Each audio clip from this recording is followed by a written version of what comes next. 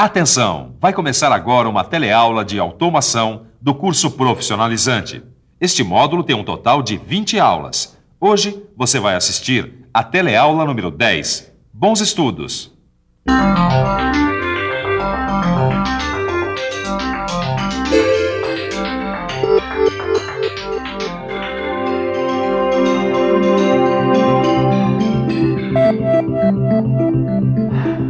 Você é um super companheiro, eu acredito em você, mas assim não é possível.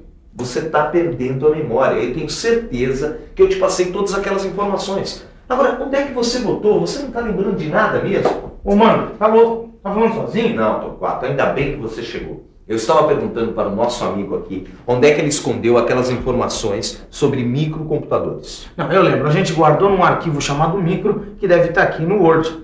E é justamente isso que a gente vai ver na teleaula de hoje. A gente vai entender e conhecer melhor como os microcomputadores funcionam. A gente vai ficar sabendo que os microcomputadores têm uma parte física e uma parte lógica. Vamos ver que a memória dos computadores classifica-se em dois tipos e é muito importante para o funcionamento deles. E a gente vai ver também que o micro tem alguns componentes básicos e outros periféricos. Na teleaula de hoje, você vai conhecer algumas coisas técnicas dos microcomputadores. A primeira coisa que a gente precisa saber é que hardware é toda a parte física do computador. São os circuitos integrados de dentro, o monitor, o teclado, o mouse. O hardware é como se fosse o corpo e seus órgãos. Já o software é a parte lógica, que faz o computador funcionar. É o programa que está gravado na memória dele. O que o Mano está querendo dizer é que software é como se fossem os pensamentos, as decisões do microcomputador. Foi exatamente o que eu quis dizer. Microcomputadores de todos os tipos para várias finalidades. Nós vivemos numa época onde a interatividade entre pessoas e máquinas é muito grande. Os microcomputadores são circuitos eletrônicos que funcionam com sistemas digitais, ou seja, com 2 níveis de tensão, como a gente viu na nossa última teleaula. Os níveis de tensão têm um valor máximo, que é a informação 1, e um valor mínimo, que é a informação 0. O computador funciona sempre com esses valores para tomar as suas decisões. Esses valores são chamados de bits, dígitos binários. A gente já viu isso na última teleaula. Você lembra?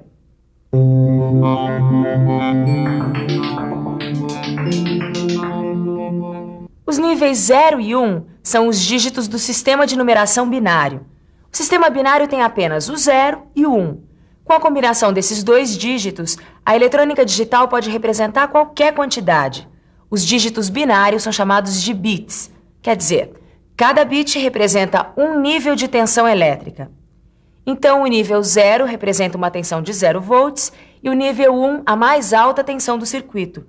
É por isso que os circuitos eletrônicos trabalham só com vai ou não vai, certo ou errado, sim ou não, 0 ou 1. O dígito binário 0 ou 1 determina toda a escolha que o micro pode fazer.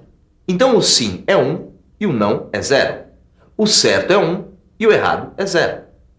Esses bits são como as letras que formam a língua que a gente fala. Então, são os bits que formam as informações básicas para os microcomputadores.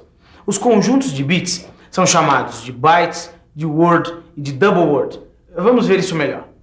Byte é um conjunto de 8 bits. Um byte é igual a uma informação para o computador.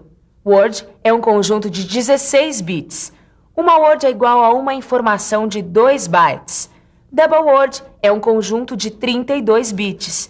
Uma double word é igual a uma informação de 4 bytes. O computador pode pensar e executar funções lógicas. Ele tem uma memória que guarda todas as informações e os programas que precisar. Os computadores têm componentes básicos e componentes acessórios. Os componentes acessórios são a parte externa do computador. O teclado, o mouse e o monitor. Os componentes básicos ficam aqui dentro, nas placas de circuito do computador, ou seja, na UCP, onde fica o cérebro, o auxiliar do cérebro e as unidades primárias de memória. Vamos entender isso um pouco melhor.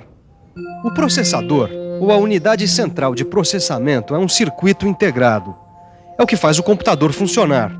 É esta UCP, também conhecida como CPU, que opera e executa as funções lógicas do computador. Este cérebro do computador precisa de uma fonte de alimentação, da memória e, às vezes, de um circuito de apoio. É a CPU também que determina, junto com a memória, a velocidade do processamento.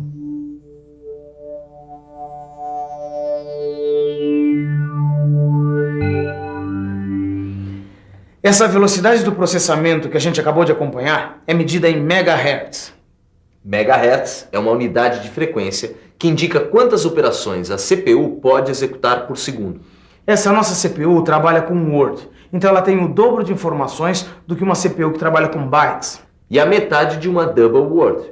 Essa velocidade do processamento é muito importante. Você sabe por quê? Vamos pensar um pouco.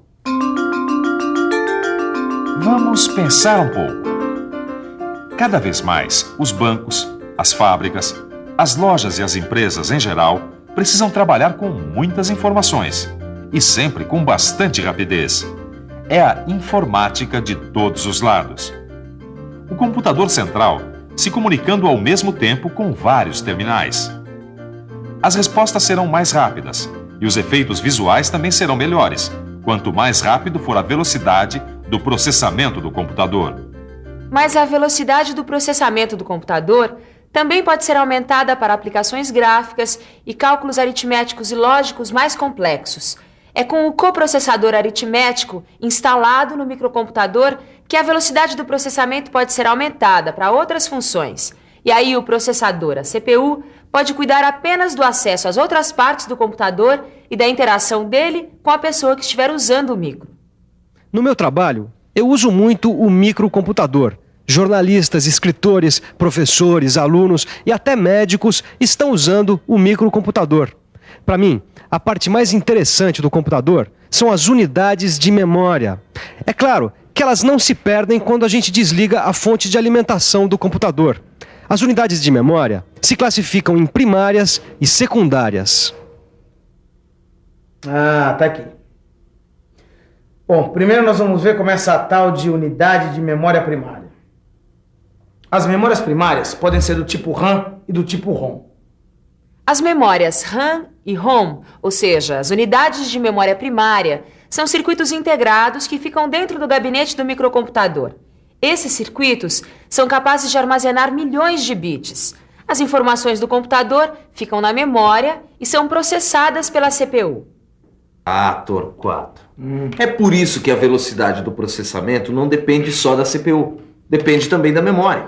É, exatamente. O tempinho que o computador deixa a gente esperando é justamente o tempo que ele demora trocando informações com a memória. Portanto, quanto mais rápido for a memória, mais rápido será o processamento do nosso amigo.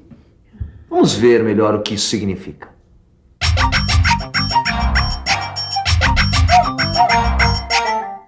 Quando a gente usa um microcomputador, os aplicativos, ou seja, o trabalho que a gente quer que ele faça, é encaminhado para o sistema operacional.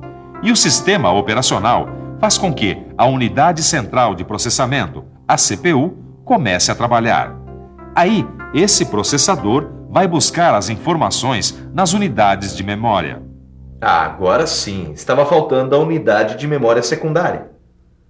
Vamos ver como essa supermemória funciona? As unidades de memória secundária conseguem guardar uma enorme quantidade de informações. Essas unidades são magnéticas e por isso elas são mais lentas que as primárias.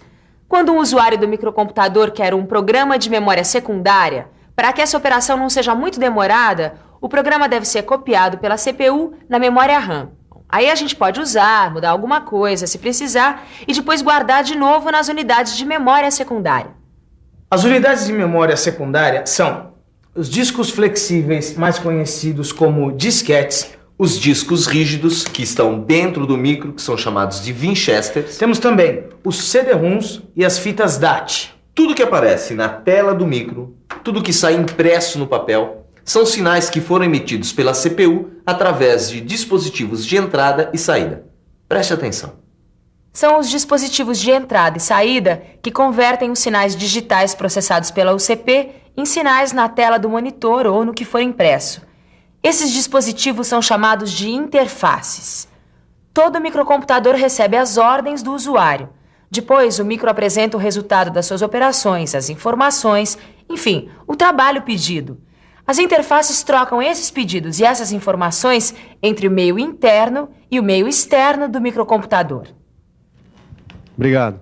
Bom, no final, eu acabei me dando um presente e um desafio. Eu não resisti e comprei um micro. Agora, como eu não sou rico e a coisa não é brincadeira, eu só comprei alguns periféricos, o teclado e o monitor, que são os dispositivos periféricos essenciais. Quem sabe no mês que vem eu não levo também uma impressora. Eu acho que esse foi um bom investimento. Agora você aí, invista no que aprendeu hoje e acompanhe a nossa revisão. E atenção, se liga aí que é hora da revisão. Na teleaula de hoje, você aprendeu que a CPU é um circuito integrado que controla o funcionamento do computador. Você viu que é o processador e a memória que determinam a velocidade do processamento. Você viu também que os computadores têm unidades de memória primária e unidades de memória secundária. E por último, você ficou sabendo que são as interfaces que possibilitam a comunicação do usuário com o microcomputador. Ok. Tá na hora do nosso super micro descansar um pouco, porque hoje o dia só foi dele. Ele vai descansar e eu vou comer alguma coisinha, porque essa teleaula de hoje, pra variar, me deu fome. E olha que se come muito. A gente, além de comer, tem que estudar bastante. Porque, ó, a nossa memória não é como a dos micros, não, hein? Por isso que eu digo, tem que se alimentar. Tchau. Tchau.